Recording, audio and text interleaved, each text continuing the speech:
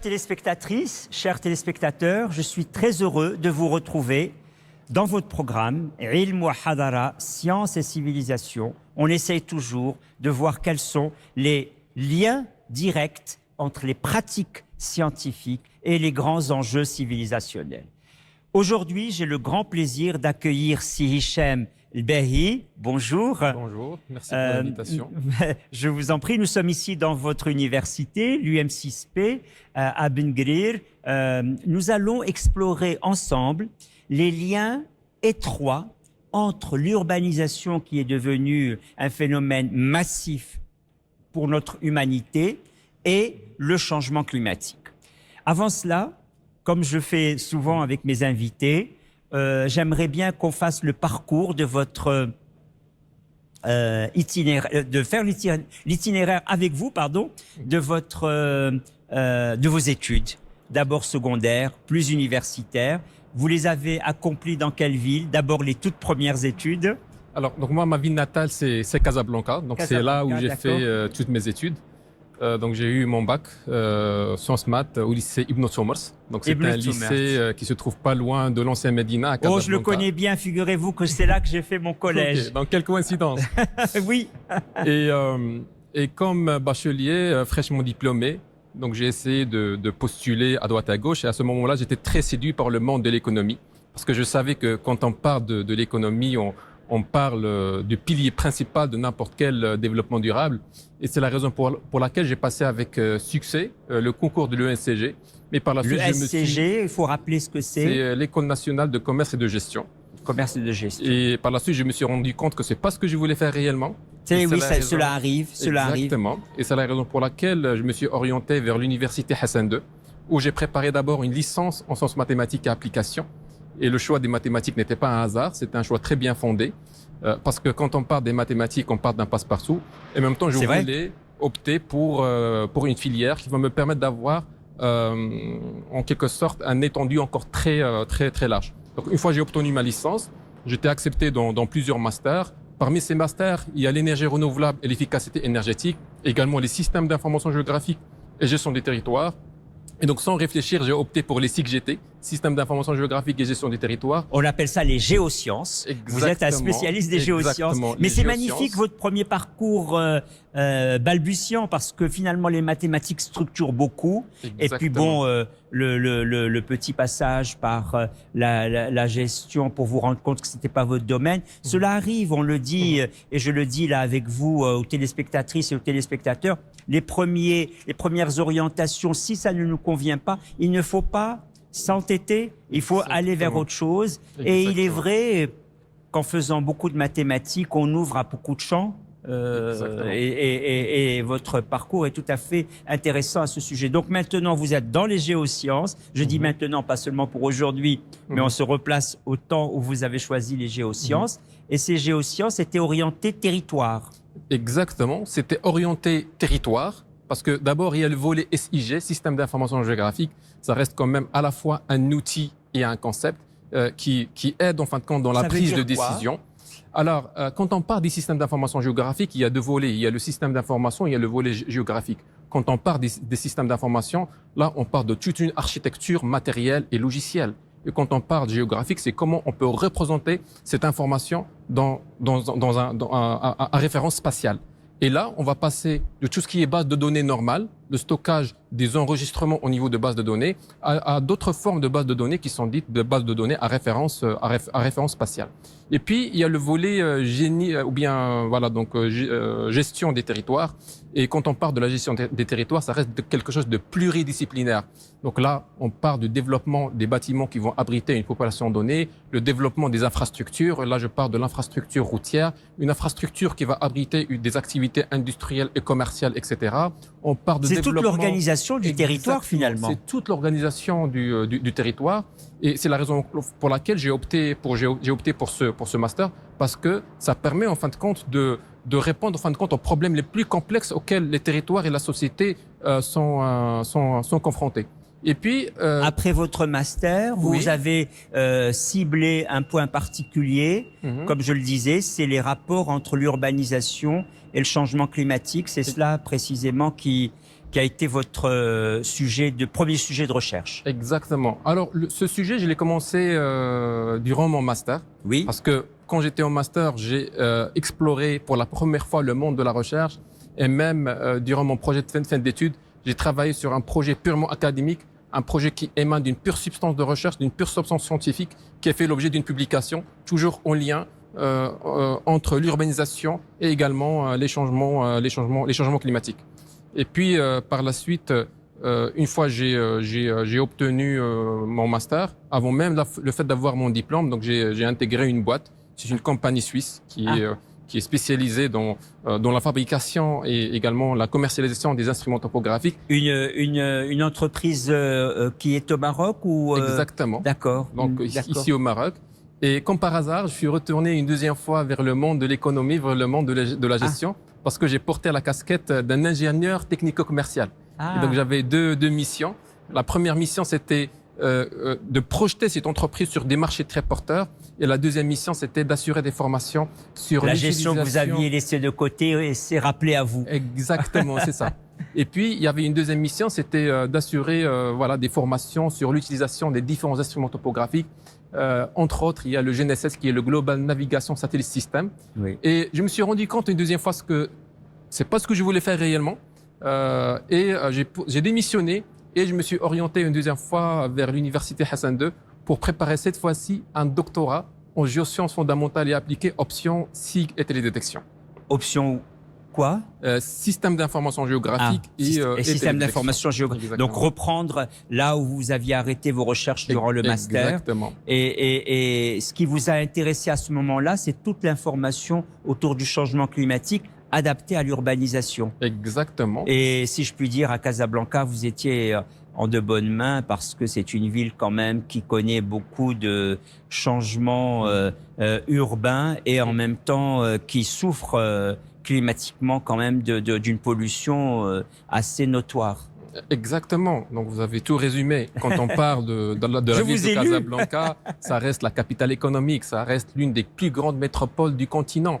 Et puis, il y a les différentes classes d'utilisation et d'occupation des salles. Et une fois on développe un modèle au niveau de la ville de Casablanca, donc facilement, on peut le dupliquer, l'adapter, l'adopter sur les autres territoires, sur les autres régions. Donc moi, pour le travail sur lequel j'ai beaucoup travaillé durant ma formation de doctorat, c'est comment on peut évaluer l'environnement thermique à l'échelle territoriale. Comment on peut évaluer, pardon? L'environnement thermique. L'environnement thermique, oui. À l'échelle territoriale, tout en utilisant la technologie spatiale et géospatiale. Et là, je parle de l'imagerie satellitaire.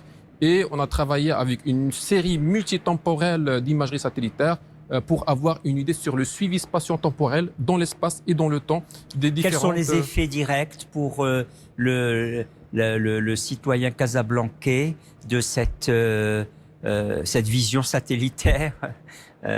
Ok. Alors, l'avantage d'une vision satellitaire ou bien d'une observation satellitaire, c'est que ça permet d'avoir quand même une certaine distribution spatiale de l'information. Parce qu'il y a ce qu'on appelle l'imagerie satellitaire, il y a les stations de mesure. Il y a les stations de mesure qui donnent quand même une information qui est précise, mais... Une information relative à l'ensemble des données météorologiques, à l'ensemble des données climatiques. D'accord. Et malheureusement, ces données in situ, bien ces observations, certes que ça donne une très grande précision, mais ça ne permet pas d'avoir une certaine information du point de vue distribution spatiale. Si on prend le cas, par exemple, un seul paramètre météorologique, par exemple, prenons le cas de la température n'est pas fixe. Ça varie dans le temps et ça varie dans l'espace. Oui. Si on prend le cas de la ville de Casablanca, la température, par exemple, à Maarif est totalement différente de la température, par exemple, de Bouskoura ou bien de Insper, etc. Et la technologie spatiale, l'imagerie satellitaire, ça permet en fin de compte d'estimer cette distribution spatiale de l'information qui ne peut pas être fournie par les données in situ. Ah oui, ça c'est un point très très important. J'ai cru comprendre que quand on s'intéresse à l'urbanisation dans ses liens avec le changement climatique, on intègre plusieurs indicateurs, plusieurs facteurs. Vous avez parlé de l'occupation des sols, vous avez parlé mais il y a aussi la distribution de l'emploi. Il y a des régions à l'intérieur même de Casablanca où l'emploi est distribué différemment. Et quels sont tous ces indicateurs qui vous permettent d'avoir une vue d'ensemble? Ok. Alors là, c'est une bonne question parce que ça fait partie d'un projet Parce que quand j'étais encore à l'école d'architecture, parce que là je viens de faire une mobilité vers un autre centre, j'étais le coordinateur du laboratoire performance territoriale. En même temps, j'étais le coordinateur voilà, d'un projet, c'est l'Observatoire de la performance territoriale. Et alors il faut préciser ce que comprend ce terme de performance territoriale. Okay. Alors d'abord, il y a deux mots-clés, il y a performance et territoriale. Quand on parle d'un territoire, on parle d'un niveau multi-échelle. Ça peut varier d'une échelle micro à une échelle macro. On peut dire le territoire où on est en train d'enregistrer cette émission. Et ça varie, par exemple, d'une échelle d'un bâtiment à l'échelle du district, à l'échelle d'une commune, à l'échelle d'une région. Et à chaque fois, on va choisir le meilleur étendu possible pour répondre à une problématique donnée. Je pense qu'on a commencé dernièrement à parler des smart cities. Oui. Et moi, je préfère utiliser le terme smart territories et non pas smart cities. Parce que quand on parle de smart city, il y a smart mobility, smart des villes élégantes, oui. Smart citizens, etc., etc. Si on prend uniquement, par exemple, la question de smart mobility, et prenons par exemple un cas très pédagogique qui est la ville de Casablanca. Oui. On sait très bien qu'il y a des personnes qui travaillent dans la ville de Casablanca, mais qui habitent dans les villes satellites, Mohammedia, Bouskoura, Barchid, etc. Et donc, si on essaie de développer le concept de smart mobility et on concentre uniquement sur la ville de Casablanca, c'est comme si on va étudier les choses et on va analyser les choses d'une manière partielle et partielle. Oui. Et c'est la raison pour laquelle d'intégrer la dimension territoriale pour pouvoir choisir un étendu le plus approprié pour répondre à cette question de la mobilité urbaine de façon à développer un concept qui est à la fois intelligent et également durable. Alors précisément cette performance territoriale dont vous avez donné quelques indications, vous avez mené ce travail quand vous étiez lié au département d'architecture. Exactement. C'est cela. Et maintenant vous êtes dans un autre département dont on va parler tout à l'heure, autour de la recherche de la qualité de l'air. Restons sur ce premier moment où vous étiez engagé dans le département d'architecture. On voit bien que votre souci du territoire va au-delà de la notion de ville. Et donc, dans votre souci du territoire, j'ai cru comprendre que vous intégriez beaucoup la notion de développement durable et ce que l'on appelle de plus en plus une économie circulaire. À quoi renvoie, dans ce cadre-là, l'économie circulaire? Okay. Alors, il y a deux volets différents. Il y a d'abord la performance territoriale, il y a également l'économie circulaire. Mais pour répondre à ces deux éléments, j'aimerais tout simplement signaler un point qui est très important. Parce que nous, quand on lance des projets de recherche, on lance pas des projets de recherche qui font l'objet d'un financement, qui peuvent faire l'objet de plusieurs publications, puis par la suite stocker l'ensemble de ces publications dans des bibliothèques. Mais quand on lance un projet de recherche, on lance des projets de recherche qui se caractérisent par une singularité et par une unicité, des projets de recherche qui créent un ancrage avec la vision dans notre écosystème, qui créent un ancrage avec les grandes orientations stratégiques, que ce soit à l'échelle nationale, à l'échelle africaine, à l'échelle internationale, et un projet de recherche qui crée beaucoup d'impact. Et quand je dis qu'il crée beaucoup d'impact, ça crée un impact à l'échelle sociétale, également à l'échelle des territoires. Parce que l'objectif ultime... Quel type d'impact est-ce que vous pouvez préciser? Oui. D'accord, je vais seulement revenir à ce point. Oui. Parce que, en fin de compte, nous, l'objectif ultime, c'est comment on peut adopter une vraie approche intégrée, une vraie approche participative, une vraie approche pluridisciplinaire pour répondre aux problèmes les plus complexes auxquels, en fin de compte, la société est confrontée. Maintenant, je vais revenir à cette question. On sait très bien que vous avez parlé de l'impact et pour créer de l'impact, c'est très important d'évaluer les territoires. Bien sûr. C'est très important d'avoir une idée sur les analyses comparatives qui va permettre à chaque région d'émerger par rapport aux autres. Et je l'ai signalé au début de l'émission, j'ai dit que l'économie, ça reste le pilier principal de n'importe quel développement durable. La question qui se pose, c'est comment je peux développer toute une économie sans pour autant que ce développement économique soit au détriment des disparités sociales ou bien soit au détriment de la préservation de l'environnement. Donc c'est ce que nous avons fait dans ce projet. C'est pour intégrer l'environnement et intégrer précisément une meilleure distribution des emplois, que l'on parle de circularité, c'est pour ça que l'on parle de circulaire. À quel moment l'économie est dite circulaire? Ok. Alors, pour le terme circulaire, ou bien pour l'économie circulaire. Donc nous, on a travaillé sur un projet qui s'intitule le métabolisme urbain, ou bien le urban metabolism. Donc c'est un projet que nous avons mené en étroite collaboration avec MIT. Et quand on parle de métabolisme Massachusetts Institute of Technology aux États-Unis. Exactement, c'est à Boston. Et quand on parle de métabolisme urbain, c'est à la fois une métaphore et un concept. C'est une métaphore de la gestion des ressources dans le milieu urbain et c'est un concept qui considère la ville ou bien un territoire donné comme un organisme vivant. Et ce que nous avons fait dans ce projet, on a essayé de développer un framework très innovant qui permet de mieux optimiser les ressources dans ces territoires. Et quand je dis mieux optimiser les ressources, c'est comment je peux optimiser les inflows en termes de ressources en eau, l'énergie, les nutriments, les matériaux de construction, les minéraux, les biens, les services, etc. La distribution spatiale de ces ressources dans les territoires, comment ils sont convertis à des produits prêts à être consommés. Et puis la chose la plus importante, c'est comment on peut réduire les extrants en termes de déchets, en termes des eaux usées, et comment on peut recycler une bonne partie de ces extrants pour qu'elles soient consommées une deuxième fois dans la ville. En réalité, c'est souvent le recyclage qui donne l'idée de l'économie circulaire. C'est quelque chose qui va revenir pour mieux organiser finalement l'absence de éviter les redondances, éviter ce qu'il y a de le gâchis, arriver à organiser les choses avec le maximum d'économie au sens de engager le peu de moyens pour un maximum d'effets. Exactement. C'était ça l'objectif ultime de ce projet. C'était d'un métabolisme linéaire qui n'est pas du tout durable, qui contribue d'une manière significative dans l'épuisement des ressources à un autre métabolisme qui est circulaire et qui est très proche du métabolisme d'un écosystème naturel. Parce qu'il y a quand même des enjeux. On sait très bien que actuellement, les villes représentent une petite surface de l'ensemble du globe, mais c'est 2 à 3% de la surface des villes contribuent d'une manière significative dans l'épuisement des ressources. Il faut savoir que plus des 2/3 des ressources globales sont consommées dans les villes. On sait très bien, si on fait des projections dans les prochaines décennies, on aura un doublement de la population mondiale. Et donc, si on lance pas des politiques et des plans d'action pour recadrer le tir, on aura besoin, dans les prochaines décennies, minimum 1,6 de la surface de la Terre pour pouvoir couvrir nos besoins en termes de ressources. Encore, l'Afrique, elle est très résiliente, mais quand on voit le mode de vie américain, il faudrait 7 planètes pour pouvoir le continuer.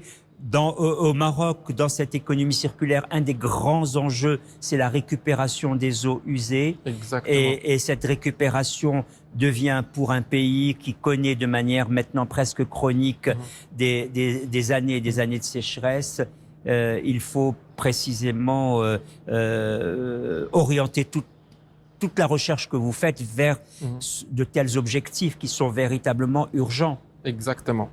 Et d'une manière ou d'autre, certes que... on va y arriver. On va y arriver, oui, mais c'est très important de recadrer le tir comme je l'ai dit, parce que quand on parle, en fin de compte, des villes, on parle de l'émission de 60 à 80% des gaz à effet de serre. Quand on parle des étalements des villes, ça piétonne au détriment des terres agricoles, au détriment des terres les plus fertiles, au détriment de l'écosystème naturel. On a également des perturbations au niveau des cycles hydriques, des perturbations au niveau des cycles de carbone, des perturbations au niveau des cycles énergétiques. Et la question qui se pose, c'est comment on peut développer des villes qui, en fin de compte, recadrent ces 3 éléments que je viens de mentionner, et comment je peux développer des villes et territoires plus résilients aux modifications du climat et plus résilients au changement climatique. On comprend vraiment beaucoup mieux par ces indications que vous venez de donner le titre de votre thèse, l'impact de l'urbanisation sur le changement climatique, c'est-à-dire que véritablement cette humanité qui devient de plus en plus habitante des villes et non pas des campagnes, comme on disait, ou du monde rural, puisque maintenant il y a plus de monde dans les villes que dans les campagnes. Eh bien, cela, malheureusement, s'accompagne de véritables défis climatiques qui fragilisent tous les écosystèmes qui permettent aux individus de vivre. Exactement. Donc, vous avez parlé de ces liens entre les villes et les changements climatiques. Et puis, quand on parle des changements climatiques, il y a un autre phénomène qui est plus accentué par les changements climatiques. Et là, je vais parler des îlots de chaleur urbains, qui sont les îlots de chaleur urbains. Les îlots de chaleur urbains. Exactement. Ah, il faut préciser. Quand je parle des îlots de chaleur urbains, c'est une différence de température entre le milieu urbain et le milieu rural. Et cette différence de température est due par plusieurs causes. Il y a des causes naturelles, qui sont plus liées aux conditions météorologiques, aux conditions climatiques. Puis il y a des causes anthropiques. Et parmi ces causes anthropiques, on a la morphologie de la ville, qui se rapporte à la forme tridimensionnelle de la ville. Donc on a coupé les arbres, on a modifié les surfaces des villes, on a beaucoup moins de couverts forestiers, on a remplacé ces surfaces par de revêtements imperméables. Donc là, c'est une autre cause. On a imperméabilisé et minéralisé les surfaces. Et donc, comme conséquence, on aura moins d'évaporation en ville et on aura moins de l'eau disponible pour la végétation aussi. Et puis, il y a une autre cause anthropique qui contribue d'une manière significative dans... Vous dites beaucoup de choses très rapidement, c'est extraordinaire. Non, mais cette imperméabilité, oui. J'y reviens, c'est très important. On substitue à des milieux naturels de forêt ou d'herbage, etc., des milieux imperméables qui ne permettent pas précisément cette correspondance entre terre et ciel. Exactement, c'est ça. Et... vous l'avez très bien résumé, parce que quand on parle des surfaces imperméables, donc automatiquement, le cycle de l'eau, il est cassé. Le béton, le gazon artificiel. Exactement. Au lieu d'avoir une séquestration, un stockage du carbone, donc automatiquement, j'aurai une émission importante du carbone, du CO2. Et quand on parle des gaz à effet de serre d'une manière générale, ils ont une propriété un peu particulière, parce que ça permet en fin de compte d'absorber le rayonnement solaire, et ça convertit ces rayonnements solaires à des intervalles de longueur d'onde qui sont supérieurs à 3 micromètres. Et quand je parle des longueurs d'onde qui sont supérieures à 3 micromètres, je parle de l'infrarouge thermique. Et c'est en fin de compte le shifting de ce infrarouge thermique entre les couches atmosphériques et également le sol qui contribue dans l'augmentation de la température de surface, dans l'augmentation de la couche de la canopée, qui est la couche entre le sol et les toits des constructions, et l'augmentation de la couche limite urbaine. Et là, je parle de la couche atmosphérique. Et donc voilà. Donc maintenant, si on veut vraiment lutter contre le problème du réchauffement climatique, ou bien du changement climatique, ou bien atténuer, parce qu'on ne peut pas lutter, on peut atténuer. Atténuer, bien sûr. Donc voilà, il faut vraiment essayer de développer une vraie politique de régénération territoriale, tout en intégrant l'aspect green dans les villes, tout en intégrant des forêts urbaines, tout en intégrant des espaces verts, et pourquoi pas ne pas penser à des agricultures urbaines, de l'agriculture verticale, pour pouvoir à la fois donc améliorer le microclimat urbain et également assurer une certaine autonomie du point de vue production et consommation des ressources. Que pensez-vous de ces initiatives qui sont menées dans les grandes capitales européennes, de mettre des ruches d'abeilles sur les opéras, sur les préfectures, une façon précisément de ramener la nature ou la campagne ou le rural, on l'appelle comme on veut, dans la ville. Il y a de plus en plus de ruches d'abeilles sur des grands bâtiments, de grandes capitales, comme la ville de Paris, par exemple. Personnellement, je préfère plus le modèle marocain. Oui, alors décrivez le modèle marocain. Exactement, le modèle marocain, parce qu'il y a un savoir local, il y a un savoir-faire. Oh oui, qu'il faut valoriser, qu'il faut connaître, qui a fait ses preuves. Qui a fait ses preuves. Si on prend le cas, par exemple, de Ouarzazate, si on prend le cas de Figuig, je pense que les habitants, nos ancêtres, ils avaient quand même un certain savoir, un génie local, un savoir local. Je suis d'accord. Ils ont développé des oasis en plein centre des villes. Ça permet d'améliorer le microclimat. Et également, ça permet également d'assurer une certaine autonomie du point de vue production et consommation des ressources. Et puis la chose la plus importante, c'est qu'ils arrivent à lancer des sources d'opportunités entrepreneuriales en exportant l'excédent de ces ressources. Et je pense qu'on doit vraiment explorer tout ce savoir traditionnel, essayer d'ajouter une couche d'innovation, une couche recherche, développer un modèle, un concept qui est proche à notre identité. Et pourquoi pas ne pas le dupliquer à l'échelle du territoire marocain et pourquoi pas ne pas l'exporter vers d'autres pays. Cette continuité est très importante, cette continuité entre les savoirs locaux et les savoirs académiques est essentielle pour le travail que vous menez. Et je crois qu'il faut véritablement être à l'écoute de plus en plus, et c'est ce que vous faites dans ce cadre-là. Alors, deux choses encore que je voulais voir avec vous. Vous avez mentionné tout à l'heure le MIT avec lequel vous avez mené cette recherche. Je crois que j'ai cru comprendre aussi dans vos recherches que la NASA était impliquée. Exactement. Sous quelle forme? Alors, avant de répondre à cette question, j'aimerais seulement signaler un point qui est très important. C'est très important quand on lance dans un projet de recherche, de se lancer dans un projet de recherche qui est unique, qui crée de l'impact. Et c'est très important de publier dans des journaux indexés à comité de lecture internationalement reconnus, avec un facteur d'impact très élevé. C'est comme ça comment on peut avoir une certaine visibilité accrue. Et c'est comme ça comment j'ai pu collaborer avec pas mal d'universités, que ce soit l'université technique de Berlin, l'université technique de Munich, l'université de Berne, le PFL, l'université of Arizona et puis la NASA. Alors avec la NASA, je me rappelle très bien, un jour j'étais contacté par le directeur adjoint du laboratoire Biospheric Science de la NASA parce qu'il a vu un de mes articles sur les îlots de chaleur urbains et il voulait collaborer avec moi sur un projet ici au Maroc.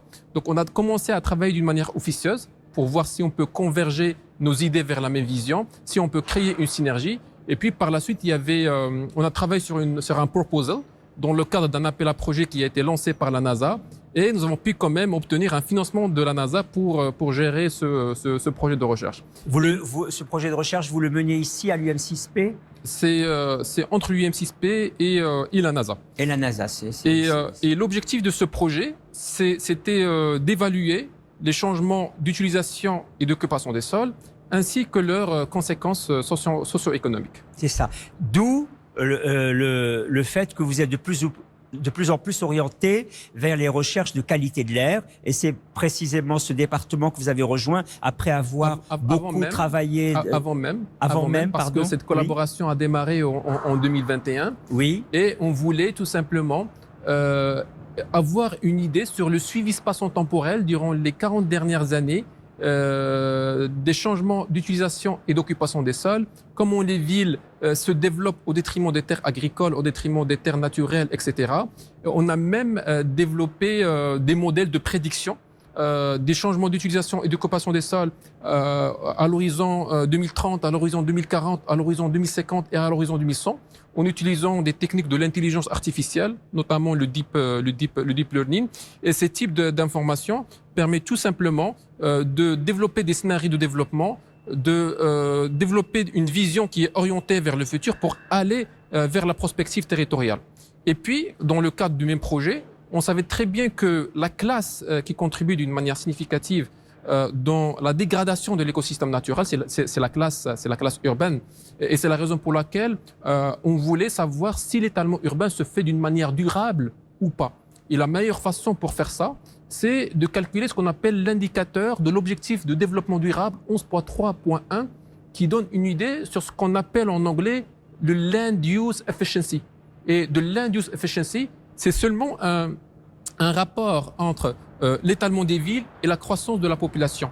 Et d'une manière générale, je dois avoir un étalement qui est proportionnel à la croissance de la population. Sinon, il y a trop de déséquilibre. Exactement. Si j'ai un étalement important, donc automatiquement, j'aurai quand même une dégradation de l'environnement. Je peux avoir une crise économique parce que j'aurai une offre foncière qui est plus importante, qui dépasse largement la demande. Et si j'ai un sous-développement, donc automatiquement j'aurai une densité importante au niveau des villes et ça va créer des disparités sociales, ça va créer des disparités économiques et des problèmes de congestion dans la ville. Mais précisément, est-ce que ce n'est pas ce dernier point qui est caractéristique de plusieurs villes en Afrique où il y a véritablement un débordement non contrôlé de périphéries autour des grands centres urbains? Exactement. Donc c'est ça le problème parce que on a lancé cette étude sur plusieurs villes nord-africaines. Moi je vais parler uniquement du cas du Maroc parce qu'on a appliqué cette étude sur 27 villes marocaines, très bien réparties sur l'ensemble des régions du Maroc. Je parle des 12 régions du Maroc. Et nous avons remarqué quand même qu'il y a des villes qui connaissent un certain étalement qui est durable, avec un étalement urbain qui est proportionnel à la croissance de la population. Donc là, ça va. Parmi ces villes, il y a la ville de Casablanca, il y a la ville d'Agadir, mais également il y a une bonne partie des villes où il y a un étalement qui dépasse largement la croissance de la population et qui nécessite vraiment de lancer des politiques et des plans d'action pour recadrer le tir avant qu'il ne soit trop tard. Recadrer, c'est quelle forme de thérapeutique dans ce cas-là? Alors, quand je parle recadrer le tir, on ne peut pas travailler d'une manière unilatérale. Et ça nécessite vraiment le fait d'adopter une vraie approche participative et de réunir l'ensemble des parties prenantes autour d'une table. Il y a les décideurs, il y a les chercheurs, il y a les savoirs locaux, les personnes qui habitent sur place. Les autorités, etc. Donc nous, dans ce projet, ce qu'on fait, on évalue, on essaie de détecter les anomalies, on essaie de proposer.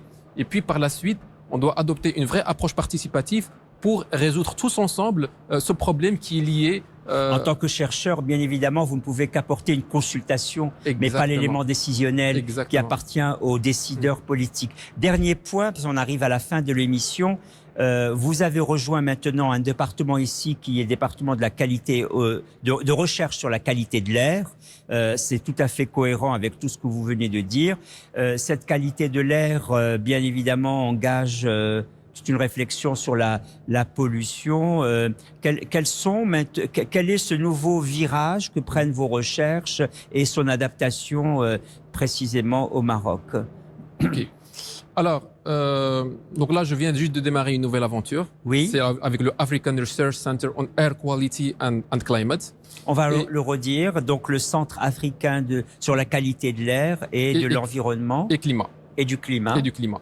Donc voilà. Et en même temps, je suis le coordinateur d'un projet de recherche en étroite collaboration avec l'University of Arizona sur le lien entre les changements d'utilisation et d'occupation des sols et également la qualité de l'air. On sait très bien, là je l'ai dit au début de l'émission, on a des zones urbaines qui contribuent d'une manière significative dans les émissions des différents polluants. De 60 à 80% des émissions proviennent des zones urbaines. Et quand on parle des gaz à effet de serre, ça se propage dans l'atmosphère. Et ça affecte d'une manière négative l'ensemble des autres classes. Et pas seulement les cités émettrices. Exactement. Et parmi ces classes, il y a la classe urbaine. Et donc, la productivité des terres agricoles sont impactées par ces polluants. Et pour améliorer la performance des terres agricoles, on fait appel à des fertilisants, on fait appel à des pesticides. Malheureusement, l'évaporation de ces pesticides, de